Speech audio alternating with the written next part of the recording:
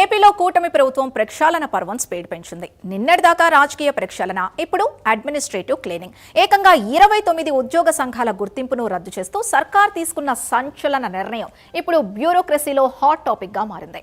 సచివాలయ ఉద్యోగులు, police, gazetted officers, engineering ఇలా కీలకమైన సంఘాలపై ఒకేసారి వేటు పడింది. అసలు ఈ యాక్షన్ వెనుక ఉన్న మాస్టర్ స్ట్రోక్ ఏంటో తెలుసా?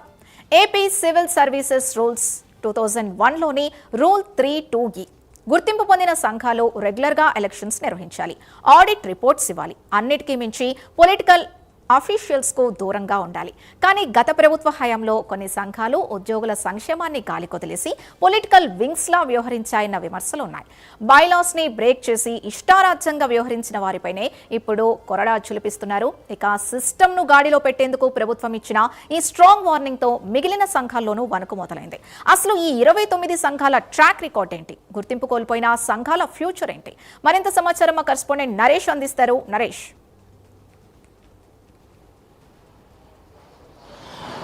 ఇది ఉద్యోగ సంఘాల యొక్క 29 సంఘాల గుర్తింపును కూడా ప్రస్తుతం ప్రభుత్వం రద్దు చేస్తూ ఉత్తర్వులు జారీ చేయడంతో ఒక్కసారిగా కూడా ఏపీలో ఒక హాట్ టాపిక్గా నడుస్తుందని చెప్పుకోవాలా. ఏదైతే ప్రధానంగా కూడా ఇటు ఏపీ సివిల్ సర్వీస్కి సంబంధించి 2001 ఈ యొక్క క్లాజ్ ప్రకారం 3(2)Eలో యాక్చువల్గా ఈ యొక్క సర్వీసులు అంటే ఉద్యోగ సంఘాలకు సంబంధించి దాదాపు అనేక ఉన్నాయి. సో ఈ ఉద్యోగ సంఘాలు యాక్చువల్గా ప్రతి ఇయర్లీ కూడా ఒకసారి వాళ్ళ టర్మ్ వారీగా కూడా ఎలక్షన్స్ జరగాల, ఆడిట్ను కూడా ఇటు సమర్పించుకోవాలా. దీనికి సంబంధించి పూర్తి స్థాయిలో ఇటు అడ్మినిస్ట్రేషన్ పరంగా కూడా ఇవి అన్నీ ఒక ఉద్యోగ పక్షాన నిలబడాల్సినటువంటి సంఘాలు. సో ఇవి ప్రస్తుతం కొంత ఉద్యోగ సంఘాలకు సంబంధించినటువంటి వాటి దారి తప్పిందనే ఒక ఉద్దేశంతో ఇటు ప్రభుత్వాలకు అంటే యాక్చువల్గా పొలిటికల్ అఫియరెన్స్ అనేది ఉండకూడదు. ఈ యొక్క ఉద్యోగ సంఘాలు పూర్తి స్థాయిలో కూడా వాళ్ళు ఉద్యోగాలకు సంబంధించి ఉద్యోగస్తులకు సంబంధించి వాళ్ళ యొక్క బాసటగా నిలవాల్సినటువంటి ఉద్యోగ సంఘాలు దాదాపు కూడా ప్రతి క్షణం కూడా ప్రతి నిమిషం కూడా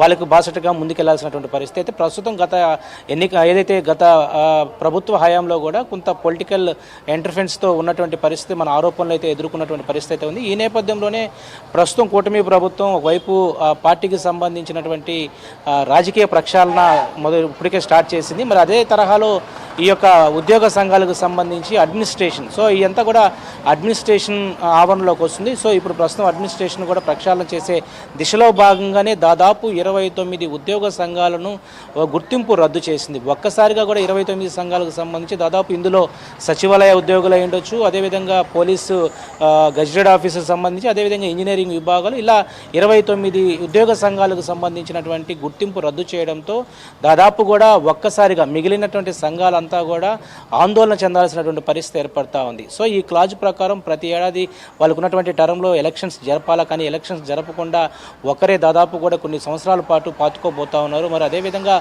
ప్రతి సంవత్సరం కూడా ఆడిట్ చేయాల్సినటువంటి పరిస్థితి అవుతుంది. ఈ ఆడిట్ని ప్రతినిత్యం కూడా ఎప్పటికెప్పుడు కూడా అప్డేట్ చేస్తూ వాటికి సంబంధించినటువంటి అంతా ఇన్ఫర్మేషన్ అయితే ఇవ్వాలి.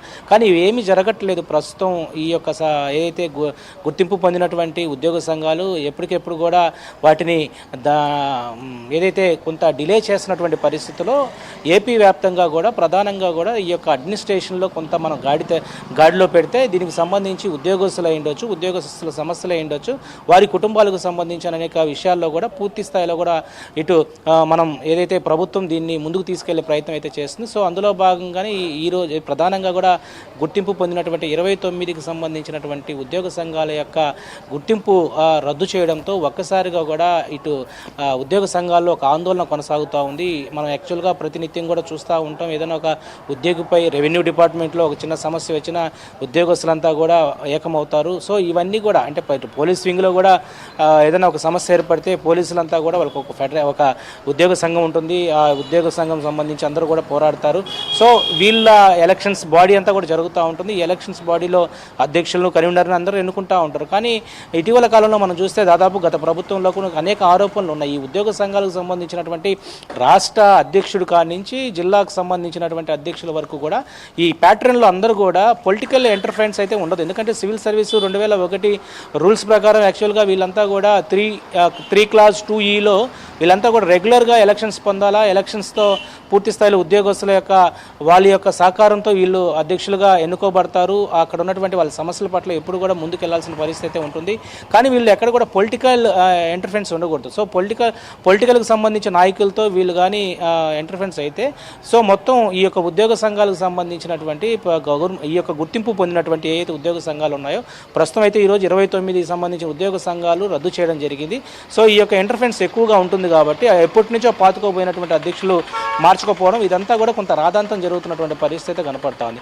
మరి దీని మీద ప్రక్షాళన చేయాల్సింది ఏంటి? సో ఖచ్చితంగా గవర్నమెంటే కాబట్టి గవర్నమెంట్ ఒక విధి విధానాలతో ఒక దిశ ఖచ్చితంగా చేయాలి కాబట్టి ఇప్పటికే ఏళ్లకు తరబడి ఉన్నటువంటి ఎలక్షన్ జరగకపోవడం, అదేవిధంగా ఆడిట్ చేయాల్సినటువంటి పరిస్థితులు ఆడిట్ చేయకపోవడం ఇవంతా కూడా కొంత తలనొప్పిపోయింది. సో అడ్మినిస్ట్రేషన్ కూడా కొంత చక్కదిద్దాలి కాబట్టి సో ఈ నేపథ్యంలోనే ఒక ప్రక్షాళన దిశగా ప్రభుత్వం ముందుకెళ్ళినట్టుగా తెలుస్తోంది. దీనికి సంబంధించి ఇప్పటికే జీవోను కూడా ముందుకు తీసుకెళ్లారు. దాదాపు 29 ప్రభుత్వ ఉద్యోగ సంఘాలు ఏవైతే ఉంటాయో ఉద్యోగ సంఘాలన్నింటినీ కూడా రద్దు చేస్తూ మళ్ళీ వాటికి సంబంధించినటువంటి బాడీస్ని ఏర్పాటు చేసే దిశగా కూడా ముందుకెళ్తున్నట్టుగా తెలుస్తూ ఉంది. ఏదేమైనా కూడా ఇటీవల మనం చూస్తే గతంలో స్టేట్ వైడ్గా కూడా ఉద్యోగ సంఘాలు ఒక నిరసన వ్యక్తం చేస్తే దాదాపు కూడా కొంతవరకు ఇబ్బంది తరహా ఉండేది. కానీ ఇక్కడ పొలిటికల్ ఇంటర్ఫరెన్స్ అయితే ఉన్నటువంటి నేపథ్యం, ఆరోపణలు ఉన్న నేపథ్యంలోనే ఇవన్నీ కూడా మళ్ళీ గాడిలోకి తీసుకువస్తే ఏపీలో కొంత అడ్మినిస్ట్రేషన్ చక్కదిద్దు పడేటువంటి అవకాశం ఉన్నట్టుగా ఇప్పటికే కొంత రాజకీయ విశ్లేషకులు అయి ఉండొచ్చు. అదేవిధంగా అడ్మినిస్ట్రేషన్లో ఉన్నటువంటి మాజీ ఐఏఎస్లు కానీ ఐపీఎస్లు కూడా అటు ఒక సలహా ముందుకెళ్తున్న పరిస్థితి కనపడుతుంది. ఏదేమైనా కూడా 29 ఉద్యోగ సంఘాలు ఒక్కసారిగా కూడా రద్దు కావడం, వీటి వెనకాల ఇంకేదైనా కోణంలో మాస్టర్ ప్లాన్ కొనసాగుతుందా ఏంటి, దేనికి వీటన్నిటి మీద యాక్షన్ తీసుకోవడం జరిగింది? గతంలో ఎప్పుడు లేనటువంటి యాక్షన్ ఉద్యోగ సంఘాలపై తీసుకోవడం ఏంటి? దీనికి సంబంధించి పూర్తి స్థాయిలో కూడా ఎవరికి కూడా ఏమీ తోచని పరిస్థితిలో ఉద్యోగ సంఘాలు ఉన్నారు. మరి దీనికి సంబంధించి పూర్తి స్థాయిలో ఈ ప్రభుత్వం ఎలాంటి నిర్ణయాలు తీసుకోబోతుంది, ఎలాంటి బైలాస్ ఉండబోతున్నాయి, ఇటు రాజ్యాంగపరమైనటువంటి ఏ విధమైనటువంటి విధి విధానాలతో ముందుకు వెళ్లాల్సిన పరిస్థితి ఉంటుందో అనేది ఒక అడ్మినిస్ట్రేషన్ సంబంధించినటువంటి మొత్తం కూడా ప్రస్తుతం ప్రభుత్వం ప్రక్షాళన చేస్తూ ఉంది. మనం చూస్తే ఇటీవల కాలంలో దాదాపు కూడా రాజకీయంగా కూడా ప్రక్షాళన చేశారు. ఎవరు కూడా ఎలాంటి విధి విధానాలతో ముందుకెళ్లాలా, ఎమ్మెల్యేలు ఎమ్మెల్సీలు ఎంపీలు అందరూ కూడా రాజకీయ ప్రక్షాళన అంటే ఎవరైనా కూడా ప్రజలకు దగ్గరగా ఉండాలా, సంక్షేమ పథకాలకు సంబంధించి అనేక విషయాల్లో కూడా క్షుణ్ణంగా ఏదైతే విధి విధానాలు గవర్నమెంట్ ఏదైతే ప్రభుత్వం అంటే టీడీపీ ఉండొచ్చు, జనసేన ఉండొచ్చు, ఏదైనా కూడా వాటి విధి విధానాలు ముందుకెళ్ళాలి. ఏదైనా కూడా విద్యార్థి ఏదైతే ఉద్యోగ సంఘాలకు సంబంధించిన రద్దుపై ప్రస్తుతం అయితే స్టేట్ వైడ్గా కూడా ఒక హాట్ టాపిక్ నడుస్తూ ఉన్నట్టు పరిస్థితి కనపడతా ఉంది. Sindhu. Right, thank you Naresh.